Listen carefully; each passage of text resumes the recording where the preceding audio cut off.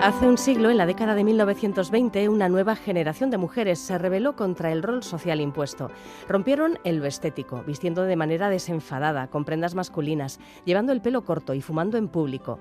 Pero sobre todo fueron rupturistas en sus aspiraciones personales, profesionales y políticas, en radical oposición al viejo mandato de la mujer en casa y con la pata quebrada. Se las llamó las modernas y encarnaron un nuevo ideal femenino basado en la independencia, el acceso a la cultura y la defensa de unos derechos que hasta entonces se les había negado.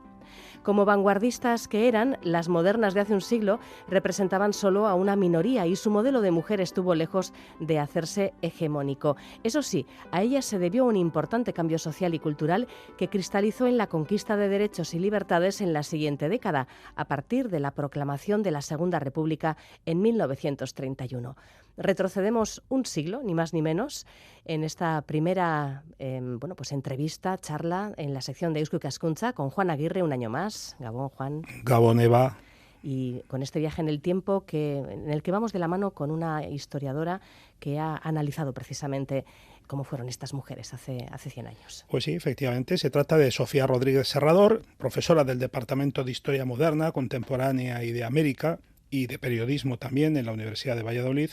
Es una investigadora centrada sobre todo en sus trabajos en temas socioculturales, de género, en la España contemporánea. Bueno, recientemente ha publicado un trabajo sobre el divorcio durante la Segunda República, otro sobre la violencia contra las mujeres en el siglo XIX, los malos tratos en el matrimonio, y ahora participa en un libro colectivo titulado La aventura de la modernidad, los años 20 en España, al que aporta un interesante análisis sobre esto que acabas de presentarnos, Eva, las mujeres de los años 20, ¿no? Así que les saludamos. Buenas noches, Hola. Sofía. Hola, Sofía, buenas noches. Buenas noches, Juan, Eva. Muchas gracias por invitarme a charlar esta noche con vosotros. Tenemos una nueva feminidad que surge al final de la Primera Guerra Mundial, ¿verdad?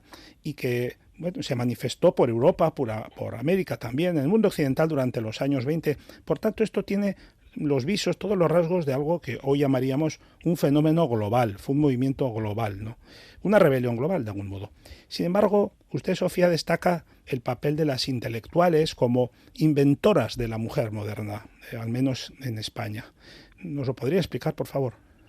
Sí, evidentemente es un fenómeno que se está dando en las sociedades occidentales durante el primer tercio del siglo XX, en un marco un poco mayor de cambio de mentalidad, de comportamientos, cambios en la modernización de las sociedades en general en ese primer tercio.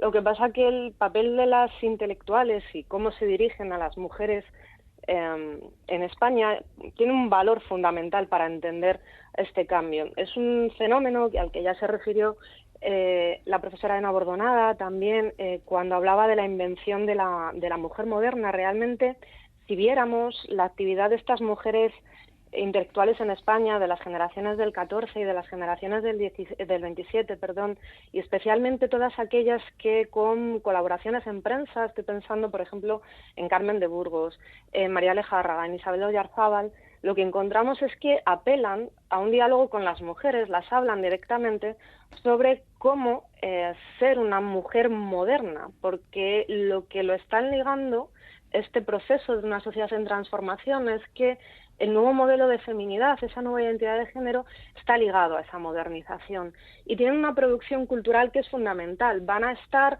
pues desde las primeras intervenciones de Carmen de Burgos a través de la prensa a inicios del siglo XX, o por ejemplo con las famosas encuestas que hizo entre 1904 y 1906 sobre el divorcio o sobre el sufragio femenino.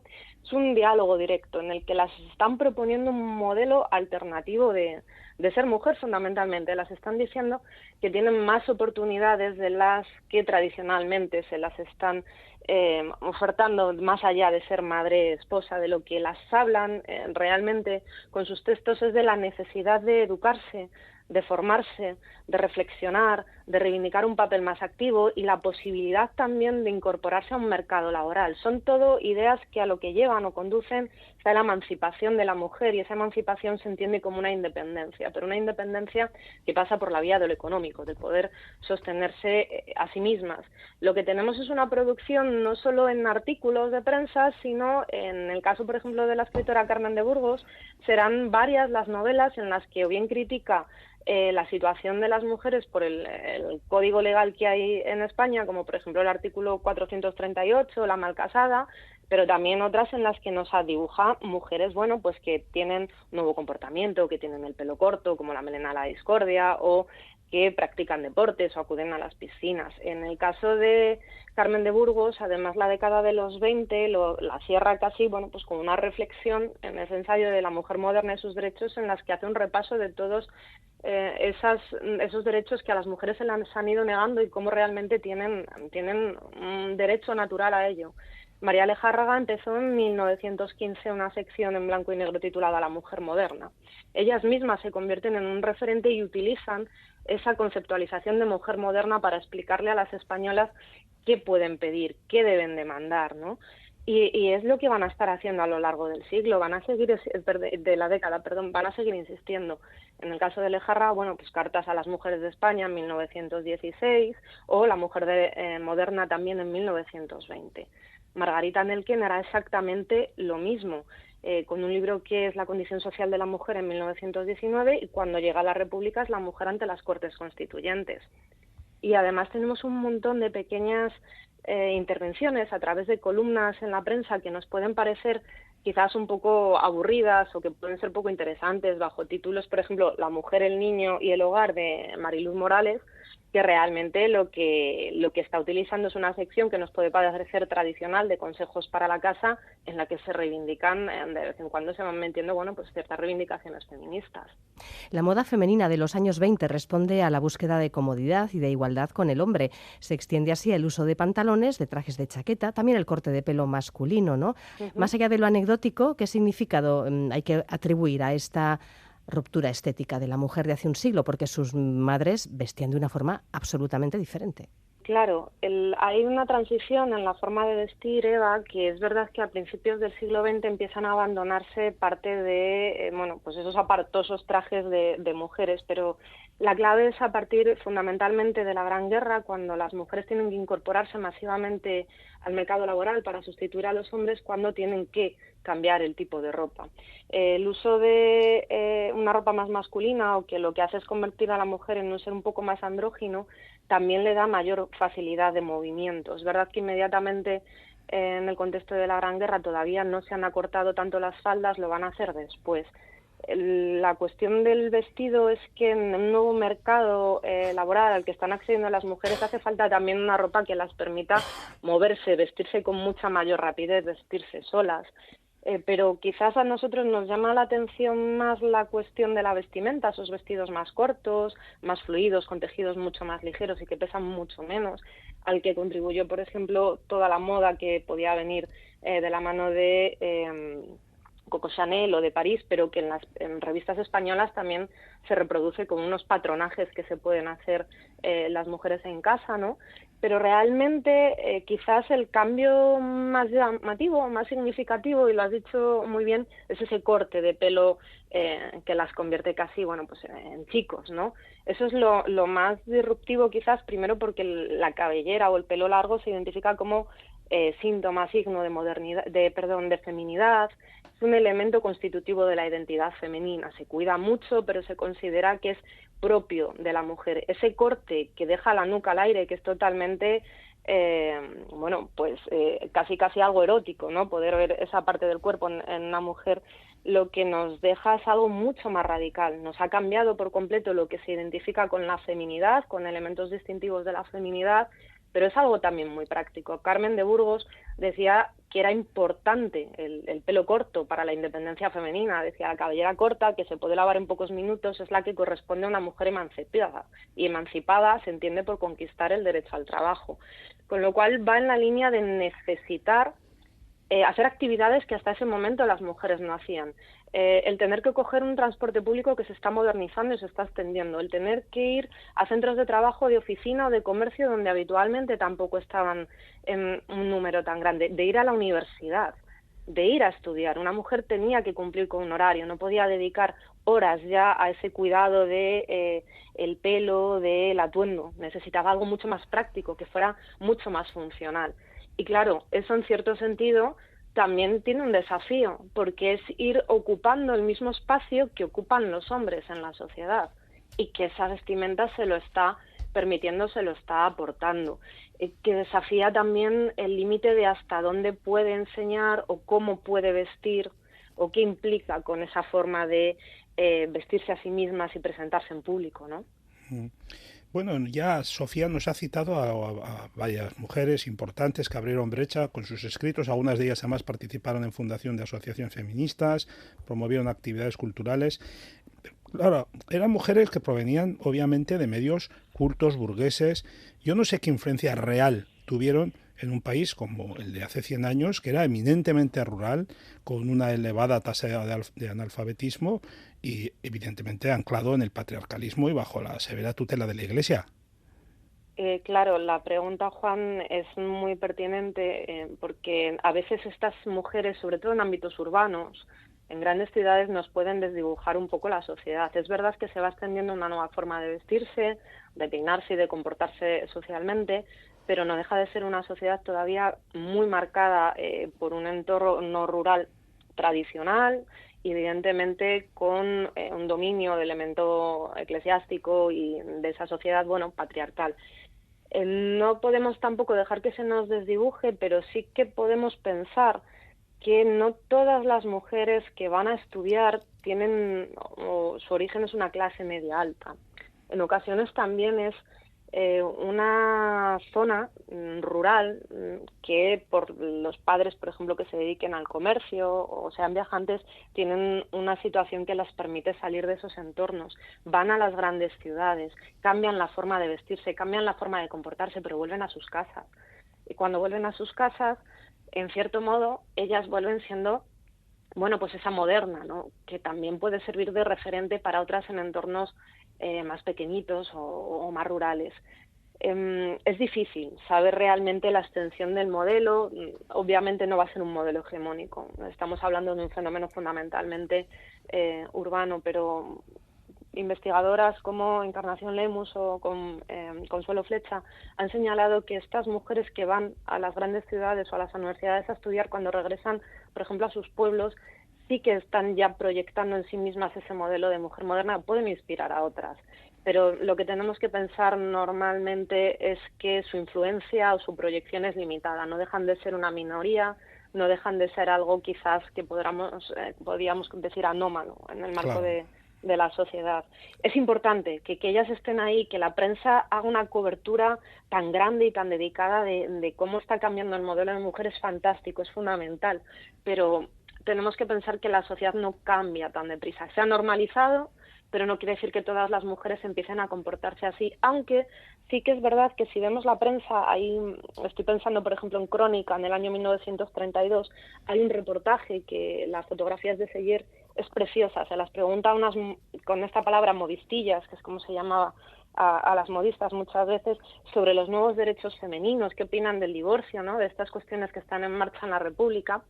Y la imagen es una imagen de mujeres con ropa típicamente que podríamos asociar a esa forma de vestir más corta, con el cabello también unas melenitas cortas, muy risueñas evidentemente porque la fotografía las representa de esa forma, bueno, un poco dulcificada también, pero son modernas a su manera. Obviamente no están en la universidad, obviamente no van a los debates intelectuales sobre cuál es el papel de la mujer y hasta dónde puede desarrollar sus estudios y su carrera, pero se han imbuido. Son entornos urbanos. Podemos pensar que la proyección hacia las zonas rurales depende de la relación que tengan con la ciudad más cercana, de la población que tengan, de la movilidad que haya. No es general, pero sí que vamos a pensar o podemos pensar que sí que emana al resto de la sociedad y sobre todo se normaliza. ¿Qué papel jugaron las asociaciones feministas en el surgimiento de estos nuevos modelos de mujer? Pues encontramos casi un poco, Eva, la misma situación. Realmente en España, más o menos en la coyuntura 18-19, empiezan a multiplicarse las asociaciones feministas, empezando por Unión de Mujeres Españolas, o la más grande de todas, Asociación Nacional de Mujeres Españolas. También es verdad que las asociaciones, en el caso de España, en estas que tienen un corte laico o que dentro de su programa tienen una postura laica, por así decirlo, tienen enfrente o a su lado Acción Católica de la Mujer, que encarna, en cierto sentido, bueno, pues unos principios modernizadores dentro de un parámetro católico y también conservador, pero moderno a su manera. Ayudan a dinamizar el debate. Claro, es un debate que se mueve en unos círculos quizás excesivamente restringidos, pero están organizando conferencias. Son las que van a elevar escritos. Dentro de esos grupos de sociabilidad de este tipo de asociaciones terminan encajando mujeres, bueno, pues como María de Maeztu, como Clara Campoamor o Victoria Kent, que al final son las que nos dinamizan, solo por poner 3 ejemplos conocidos por todos, pues toda la intelectualidad y el movimiento feminista de aquellos años. Ellas son las que impulsarán instituciones como la Residencia de Señoritas para acoger a esas mujeres que van a la capital a estudiar y que realmente necesitan un sitio donde alojarse, porque si no, no las van a dejar ir a estudiar. Son las que impulsarán el Liceum Club también como un centro de debate y de transformación del papel de la mujer y de la sociedad, ¿no? Intentando llegar a cambiar lo que se espera de las mujeres y los derechos que puedan disfrutar. Pero realmente estamos moviéndonos en círculos elitistas, burgueses y a veces excesivamente reducidos, pero sí que es verdad que a través de su actividad, bueno, la prensa la refleja y están intentando cambiar la situación. Casi todas, además, digamos que tienen unas líneas de actuación que van muy parecidas, aunque el asociacionismo esté atomizado, pero suelen coincidir en muchos puntos, ¿no? Y sí que están intentando abrir un debate y sobre todo sostenerlo en el tiempo, que se entienda que sus reivindicaciones son legítimas y que se las tiene que dar una respuesta, intentando dar un poco soporte a todas esas mujeres que se sienten inquietas, que creen que pueden hacer más en esta sociedad, ¿no? Entonces, bueno, son las que están dando la batalla de cara a los poderes públicos, a las instituciones, las que van a auspiciar asociaciones dentro del marco de la universidad, que lo que quieren es potenciar, por ejemplo, que las mujeres, bueno, pues tengan unas mejores condiciones educativas. Esa batalla sí que la están dando y es fundamental, pero numéricamente, obviamente, no es un fenómeno extendido. Pero es importante que estén y que son las que, digamos, llevan un poco ese liderazgo. Hay una frase, Sofía, de María Lejarraga, que se ha repetido muchas veces, que dice: gran parte de la impunidad masculina está en la ignorancia femenina. Esta, bueno, es claro, ya nos lo ha anticipado, que esta idea de que la educación era la llave de la autonomía y la conquista del espacio público, hasta entonces monopolizado por los varones, pues fue un principio fundamental para aquellas mujeres, para las modernas. Pero lo interesante es que además en esto coincidían, ya nos ha hablado de que había asociacionismos de diferentes sensibilidades, los había progresistas, los había católicos, conservadores, pero en este punto sí que coincidían, ¿verdad? Sí, claro, también es una cuestión que está relacionada con el círculo social en el que se mueven y la clase social a la que pertenecen. Por desgracia, la universidad sigue siendo un centro elitista, el acceso a los estudios superiores sigue siendo una cuestión elitista y claro, ahí se encuentran mujeres que tienen un diferente devenir ideológico, pero que confluyen en un espacio que es netamente masculino, un no lugar para mujeres en muchos casos, donde van a coincidir, se van a encontrar y las aspiraciones son muy parecidas realmente, ¿no? Entonces, también hay una forma de entender el feminismo y la feminidad, muchas veces que intercambian o intercalan los dos términos, que se está construyendo. No todos entienden lo mismo por esa misma palabra, no todos se identifican con el apelativo de feministas y, por ejemplo, Acción Católica de la Mujer reivindica en algunos de sus escritos que ellos pertenecen a ese movimiento feminista.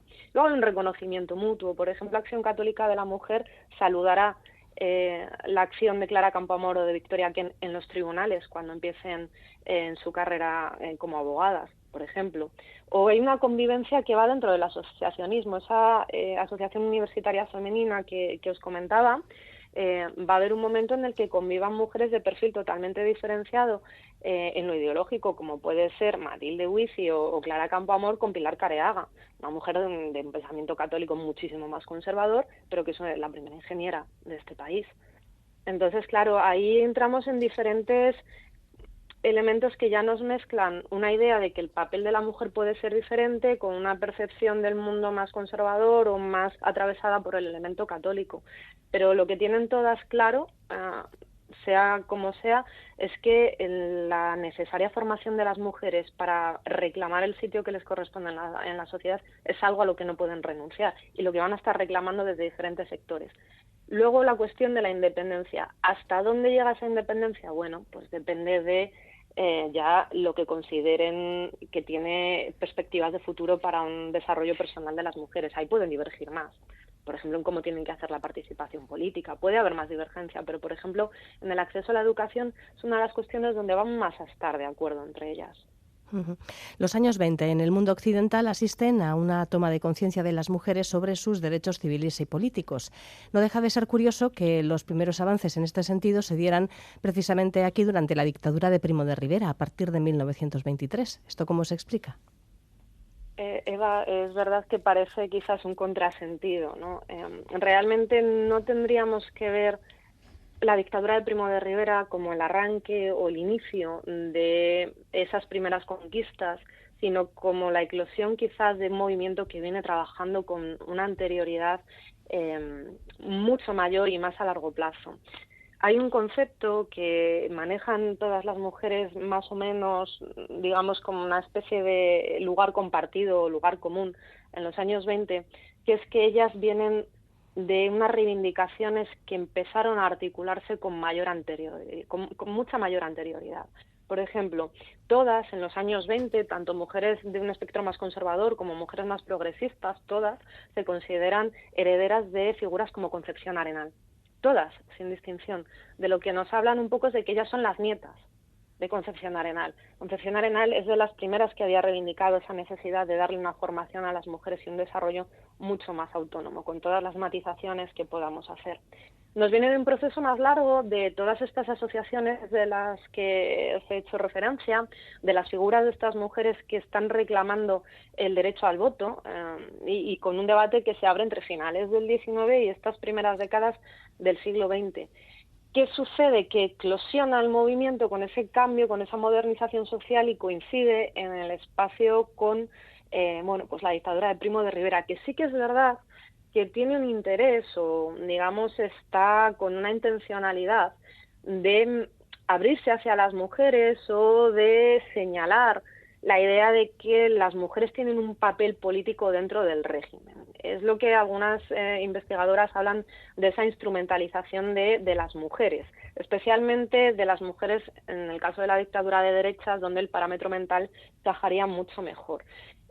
Es verdad que durante la dictadura está la promulgación de ese estatuto municipal, que es la primera vez que se reconocería ese derecho al voto a las mujeres cabeza de familia y que daría acceso a un voto en un número de como aproximadamente 1.800.000 mujeres. Pero claro, esas elecciones no llegaron a celebrarse nunca y además fueron una concesión parcial que fue muy criticada por sectores también feministas porque no reconocía la igualdad de todas las mujeres. Por los sectores demócratas obviamente fue también puesto en duda, pero son elementos que van confluyendo a la vez. La idea de integrar a las mujeres en el régimen dictatorial, que se sumen a ese apoyo del nuevo proyecto de país que tenía Primo de Rivera, por ejemplo, pero también otros elementos. En 1924, Clara Campoamor, Victoria Kent han terminado sus estudios de Derecho. En 1925 aparecen como las primeras colegiadas del Colegio de Abogados de Madrid. Tenemos los resultados de un proceso formativo y de incorporación de las mujeres al mercado de trabajo que no se puede obviar o que no se puede desdeñar. Y eso, digamos que en una dictadura que necesita un apoyo social y dotarse también de unos apoyos sociales, encaja muy bien el intentar dar a las mujeres un reconocimiento de unos derechos que vienen demandando largo tiempo y con una insistencia hacia los poderes públicos o dirigirse hacia los poderes públicos que es constante y creciendo, además. Es verdad también que luego tendríamos el ejemplo de la Asamblea Nacional Consultiva, donde aparecerían esas primeras mujeres asambleístas o de esa especie de 13 primeras congresistas, por así decirlo, pero realmente es intentar incorporar a las mujeres a la dictadura, pero en un proceso mucho más amplio. Más amplio. Sí, bueno, pues hemos dado una serie de pinceladas de lo que imagino es un libro muchísimo más amplio y con mucho más detalle que nos ha presentado una de sus responsables. Juan, recuérdanos la ficha técnica. Muy bien, sí. El libro se titula La aventura de la modernidad, los años 20 en España. Es una obra colectiva publicada por La Catarata y dentro de ella se encuentra el artículo en torno al cual hemos charlado hoy, de Sofía Rodríguez Serrador, Las mujeres de los años 20, la sociedad en femenino plural. Sofía, muchísimas gracias. Juan, A vosotros. Muchas gracias. seguimos en nuestra dinámica un año más. Eskerrik asko, Eva. Un Agur. placer.